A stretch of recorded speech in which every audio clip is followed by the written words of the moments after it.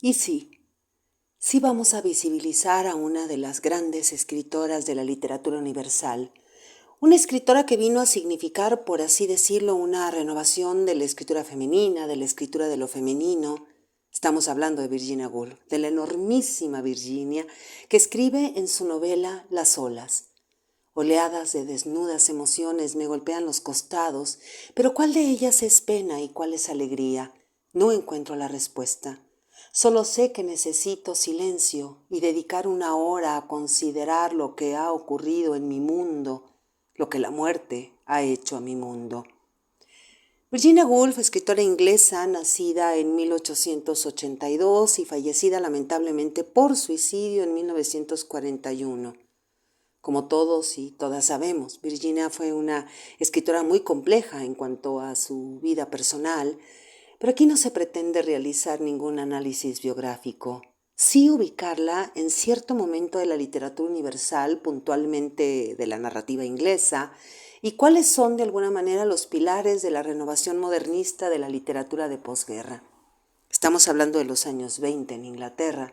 Después de la Primera Guerra Mundial, la gran renovación que traía el periodo de posguerra para el arte en general, en Inglaterra, en Reino Unido, en Londres, tiene que ver con una mirada del arte como una necesidad de que el arte sea autónomo de ciertos principios morales.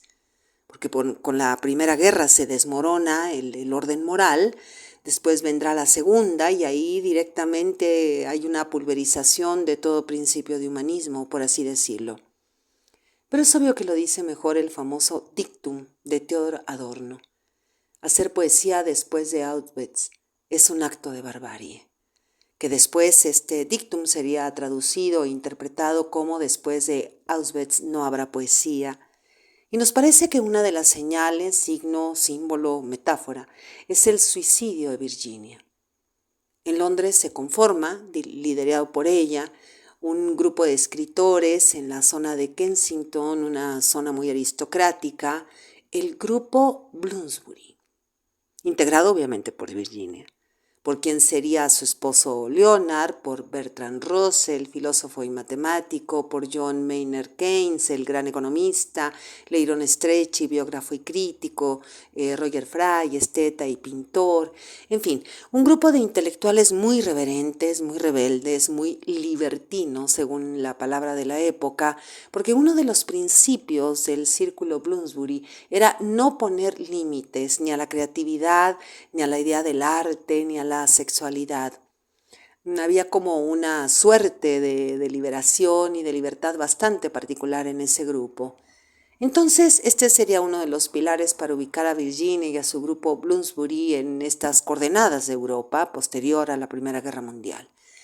Y obviamente sostenidos en el ideal del esteticismo del crítico de arte Walter Pater. Básicamente en dos palabras, las ideas de Pater tenían que ver con justamente lo que decíamos, la autonomía del arte. El arte tiene que ser autónomo, el arte tiene que ser forma, la estética de la obra de arte literaria, pictórica, escultórica, tiene que estar en la forma, con el compromiso puesto solo en el arte. Tiene que ver con la idea de Walter Pater que en el arte lo que va primero es el artista. En el sentido estético del artista, la presencia del yo del artista, es decir, yo, artista, estoy aquí.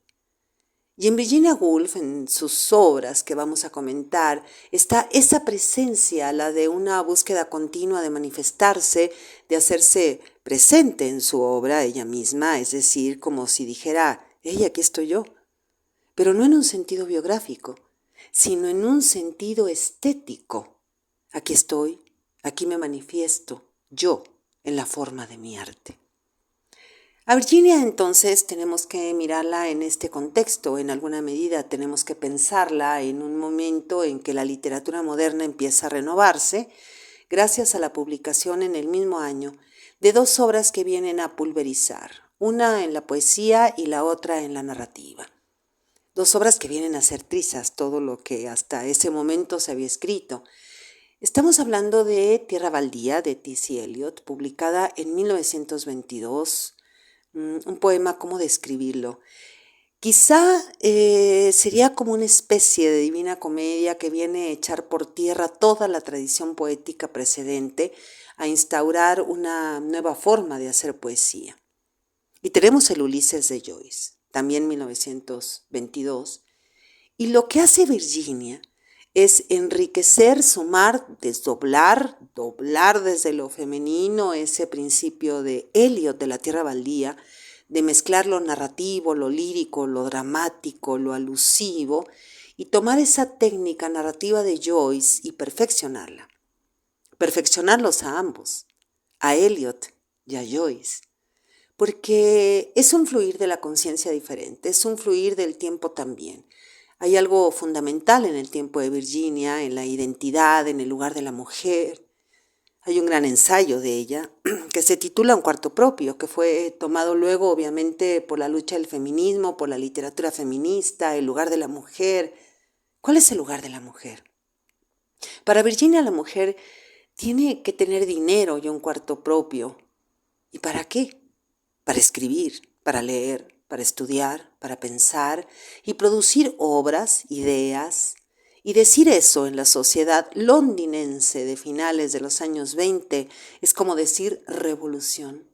Y sobre todo con una mujer como Virginia, que como dijimos, vive entre las libertades que había en el grupo Bloomsbury. Ella misma tenía cuestionamiento respecto a su sexualidad. En muchas de sus biografías, de biografías serias, se habla acerca de su bisexualidad. Se dice que mantuvo una relación con la pintora Vita Sackville West, pero Virginia está con Leonard y en 1941 le escribe una carta donde dice palabras más, palabras menos. No creo que dos personas hayan sido más felices. No puedo luchar por más tiempo. Sé que estoy destrozando tu vida. Entonces toma su abrigo, lo carga de piedras y se arroja al río. En 1941. Esta cuestión del sino, ¿no? De la que ya hablé en el episodio dedicado a Pizarnik. Bueno, nos hace falta hablar de Alfonsina Storni y demás escritoras para comprender esta cuestión de no puedo seguir porque el mundo no me comprende, porque no soy de este mundo. Pero bueno, sigamos. Hablemos de la novela Orlando de Virginia Woolf, publicada en 1928, que fue la primera que leí de ella.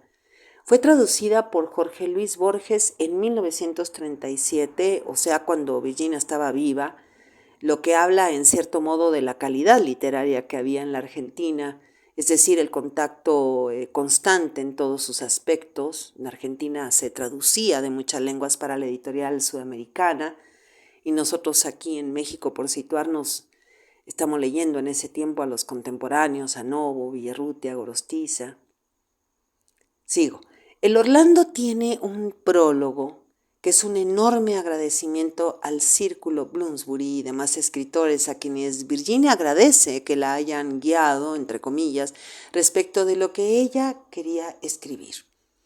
La novela Orlando, voy a resumirla de cierto modo porque tiene como subtítulo, entre comillas, una biografía. Es una novela claramente biográfica. Hay un personaje, Orlando, que es un noble inglés nacido a fines del siglo XVI. Desde su nacimiento es un joven muy lindo, muy apuesto, un guapurita, que de alguna manera va a padecer una crisis. Es decir, ¿hasta dónde es un varón? ¿Hasta dónde es una mujer? ¿Por qué? Porque este personaje, que va a vivir más de 3 siglos, fíjese, esto es muy interesante, pero no es el único, ya que en la novela se reencuentra con otros. Este personaje representa de alguna manera la eterna lucha del ser humano, cíclicamente, esa lucha del verdadero amor. Es decir, en 300 años, Orlando no ha logrado el verdadero amor.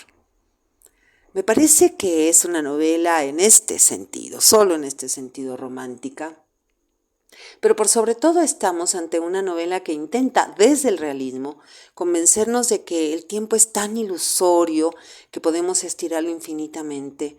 Es un continuum de la vida en la que Orlando es un varón hasta que viaja a Constantinopla, sufre una especie de desmayo, vamos por decirlo así, porque en realidad duerme 7 días seguidos, y cuando despierta, se despierta mujer sin ninguna explicación lógica. No ocurrió nada extraño. Lo único extraordinario es que la ciudad de Constantinopla ha sido arrasada por los turcos otomanos, que eran sus gobernantes, persiguiendo a los extranjeros. Claro, cuando descubren que este joven inglés, que está como agregado en la embajada de su majestad en Constantinopla, está inerte, por lo tanto lo dejan, porque creen que está muerto. Y él despierta, y se despierta mujer. A partir de ello viene el retorno a Inglaterra, ya como mujer, y toda la vida que resta a ser mujer. ¿Cuál es el gran modelo? Bueno, el gran modelo es un modelo clásico, el gran Tiresias, el hombre que vivió las dos vidas, los dos géneros. Y Virginia, en ese sentido, juega con lo siguiente. La psiquis femenina y la psiquis masculina en el cuerpo en el que se encuentran no importa, son complementarias. Es decir, es interesante poder vivir las dos facetas, las dos grandes facetas de la historia de la humanidad. La novela tiene una calidad de narración impecable, un manejo del tiempo extraordinario. Hay un momento en el que hay un viaje a Rusia, las descripciones de la sociedad, el encuentro con la reina, que es un encuentro bastante interesante. La reina como que está enamorada de él, de ese joven guapísimo, muy llamativo para la época, un tanto feminoide, que es lo que les gustaba en cierta época del Bajo Renacimiento, que no es el caso, ¿no?, de la época, pero la reina termina como ennobleciéndolo y él sufriendo por el amor no correspondido de una joven rusa y después termina siendo también una mujer muy interesante porque es una mujer con grados de cierta masculinidad. Ella representa, ella, Orlando, una especie de riqueza de ambos aspectos. Decíamos, bueno, Orlando de alguna manera podría decirse que es el autorretrato de la propia Virginia, porque ella también vivió el amor en toda su complejidad. Si leen la novela hay que poner atención al hecho de escribir. No escribir significa la muerte. No poder escribir lleva a la muerte. Dificultades que en Orlando se notan inmediatamente. No poder volcar la propia historia. Qué genial es Virginia, que supo defender el lugar de la mujer en un momento en el que las escritoras empezaban a despertar de un largo letargo, con una literatura enormemente personal, con un fluir de la conciencia muy particular, estilizado al máximo, bien hecho, donde la acción debe ser vista en el punto clave de la conciencia y en un momento en el que, por ejemplo, en Francia está ya la enorme Marguerite Yourcenar, es decir, dos enormes mujeres. Y bueno, claro que habrá episodio dedicado a la gran Yourcenar. No puede ser de otra manera. Y en América Latina, en la Argentina, está Victoria Ocampo, esta extraordinaria escritora, quien también enfrentó un mundo de hombres.